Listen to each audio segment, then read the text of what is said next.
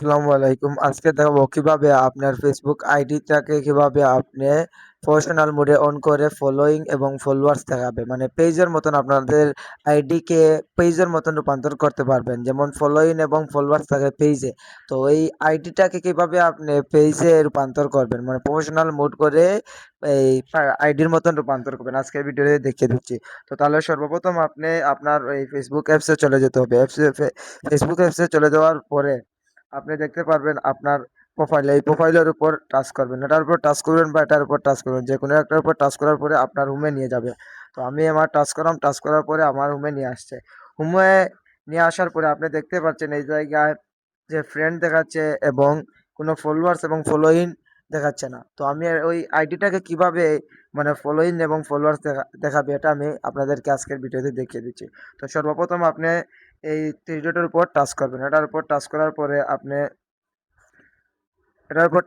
পরে আপনি দেখতে পারবেন এই একটু নিচে।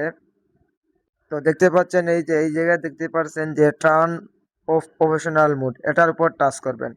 এটার উপর টাচ করার পরে আপনার একটা ইন্টারফেসে নিয়ে আসবে। আসার পরে এই জায়গায় দেখতে পারবেন যে টার্ন অন, এটার উপর টাচ করবেন। টাচ করার পরে দেখতে পারেন আবার একটা ইন্টারফেসে নিয়ে যাবে। নিয়ে যাওয়ার পরে দেখতে পাচ্ছেন যে এটা মানে এই একটা আরেকটা যে নিয়ে আসছে। তো এটা আপনি পাবলিশ করে দিবেন। এরপরে নেক্সট বাটনে টাচ করে দিয়ে দিবেন। এই যে নিচে নেক্সট বাটনে টাচ করে দিয়ে দিবেন। দেওয়ার পরে কনফার্ম করে দিয়ে দিবেন। এই জায়গায় কনফার্মের উপর টাচ করবেন, এটার উপর টাচ করে দিয়ে দিবেন।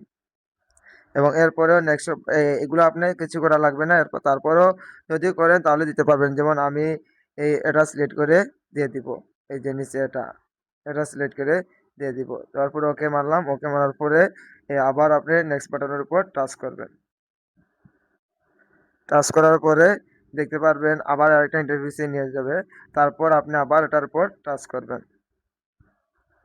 আপনি এত কিছু করা লাগবে না। যেভাবে আমি করছি এইভাবে আপনি করলে দেখতে পারবেন আপনার যে প্রফেশনাল যে ফলোয়ার্স যে ফ্রেন্ড থেকে ফলোয়ার্স এবং ফলোইং তে রূপান্তর হয়ে যাবে। তো আমি আবার এটার উপর টাচ করব। এটার উপর টাচ করার পরে দেখতে পারবেন যে আমারটা হয়ে গেছে। তো নোটিফিকেশন একটা দিয়ে দিয়েছে। তো আমি আবার যদি আমার প্রোফাইলে যাই তাই দেখতে পারবেন মনে করেন আমারটা কিভাবে হচ্ছে আর কি।